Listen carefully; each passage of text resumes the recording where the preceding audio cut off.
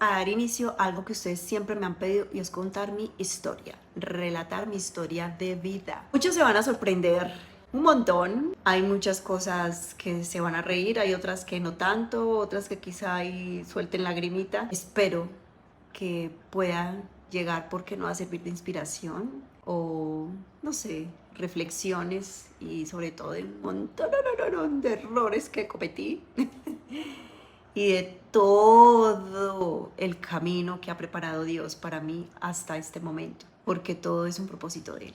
Entonces, empecemos con la primera parte de esta serie de historias de Diana Henao.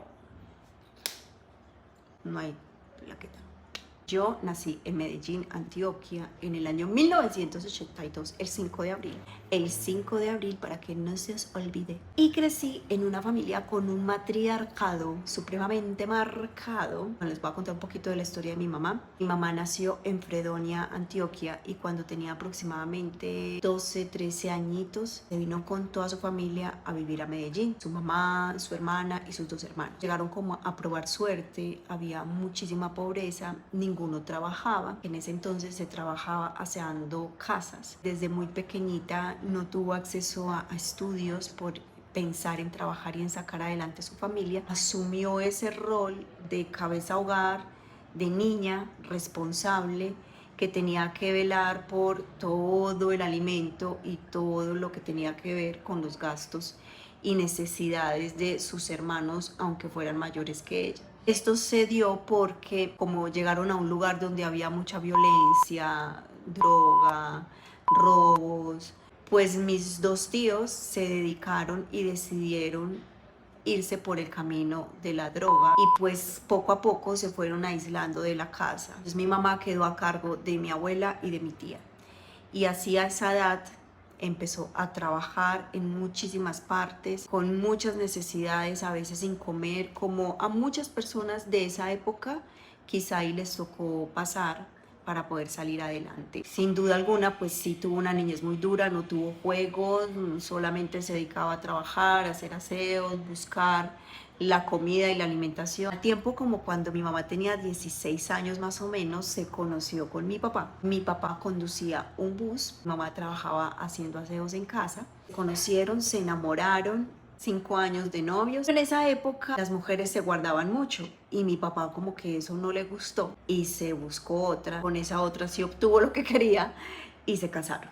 Entonces a mi mamá eso le partió el corazón, el alma, pero ella seguía amándolo. Con el paso de los años mi tía se convirtió en mamá y tuvo 2 hijos, de los cuales mi mamá se hizo cargo también porque mi tía en esa época tampoco trabajaba. Mi mamá era la del empuje. Mi papá ya casado tiene un hijo. Cuando el niño ya tenía 4 años, pues vuelve con mi papá. El cuento aquel de se va a divorciar, se va a separar y todo eso, bueno, mi mamá cayó. Y aquí fue donde nació este pechito. Pues realmente mi papá no fue un papá presente, más bien ausente. Siento que él, digamos que en su inmadurez de la época, pues decidió estar para allí, para acá con varias mujeres. Yo realmente no era su prioridad. Nunca tuve una cercanía con él, así que no se hizo cargo de mí.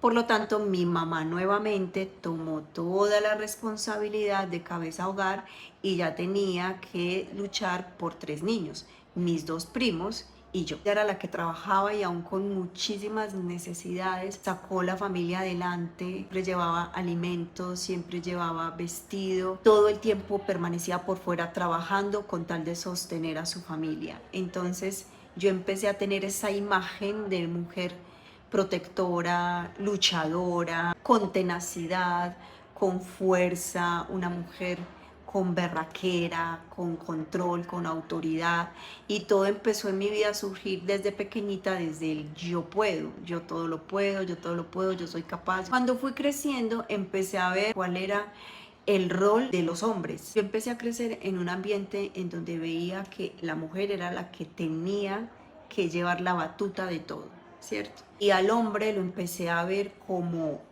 un enemigo o como un ser inferior del cual nosotras teníamos que hacernos cargo o que dependían era de nuestra autoridad o de nuestra tenacidad. porque así lo vi desde pequeña, ¿cierto? Una imagen que no debió ser desde el principio, pero eso fue lo que viví. Mis tíos, al pasar de los años, ellos siguieron en este mundo de la droga, de la violencia, vivían en las calles, pero de vez en cuando pasaban por nuestra casa, se llevaban lo que teníamos.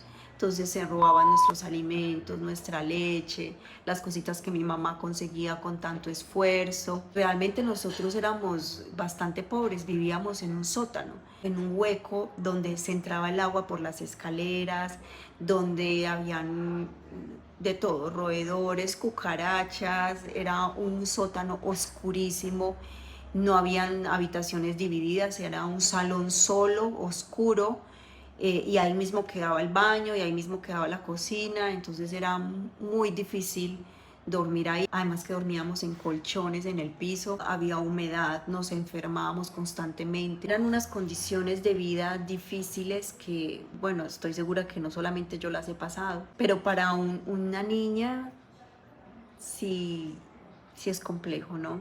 Pero igual el amor de mi mamá siempre estuvo ahí.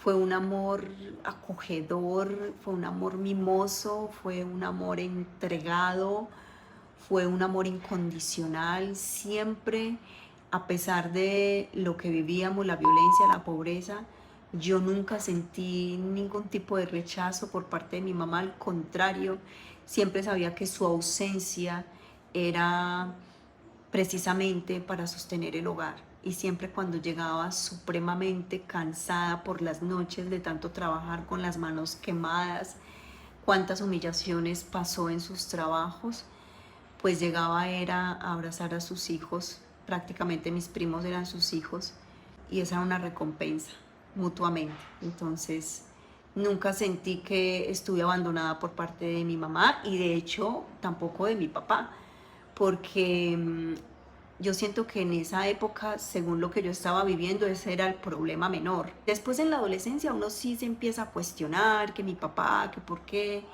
que tan distante, que no sé qué. Pero en la infancia, primero me acobijaba muchísimo el amor de mi mamá, entonces no tenía como un vacío para pensar en qué pasó con mi papá. Ese era el menor problema. El mayor problema era las calles, el ambiente, la violencia, las guerras. Cuando empezamos a crecer, pues por supuesto nos da más curiosidad de estar por fuera, y mis primitos y yo siempre andábamos juntos. No había mucho espacio para salir a la calle porque siempre nos advertían en la casa de los peligros. Mi mamá siempre llegaba exhausta y con la misma repetición de que no saliéramos a la calle, pero yo tenía un problema muy grave, es que yo fui muy maltratada físicamente y psicológicamente en mi casa. La mayoría de mi infancia, más allá de juegos, recuerdo golpes. Y eso fue creando en mí una personalidad bastante rebelde, porque me negaba a ser maltratada, a ser golpeada, a ser humillada, al ser opacada. Y pues empecé a defenderme. Había mucho peligro en la calle, muchísimo. Yo desde muy chiquita pues viví violencia que una niña de esa edad no debería vivir. Vi muchas cosas fuertes, vi morir a muchas amiguitas, amigos también. La mayoría de jóvenes a esa edad pues decidieron el camino de la droga, de la violencia, del robo. Y fíjate que esto era en la época, tengo que mencionarlo, de Pablo Escobar. Todos los niños de mi barrio querían ser como él, lo veían como referente. Había como una ola en esa época, recuerdo la frase que era como probar finura. Niños de 13, 14, 15 años querían empezar o a vender droga, o a consumir droga, o a robar, con tal de ser tenidos en cuenta o aceptados por una banda, porque en ese entonces ese era el sueño, esa era como la inspiración. Ni siquiera en la escuela o en el colegio nos incitaban o nos motivaban a tener una educación superior, un sueño. No, nosotros no teníamos en la cabeza de qué quieres ser cuando seas grande, que te preguntaban y uno decía médico, administrador, abogado. No, nosotros es que no había opción, ni siquiera pensábamos en eso. Nosotros pensábamos era en sobrevivir, defiéndase y coma. Sobrevivir, defiéndase y coma.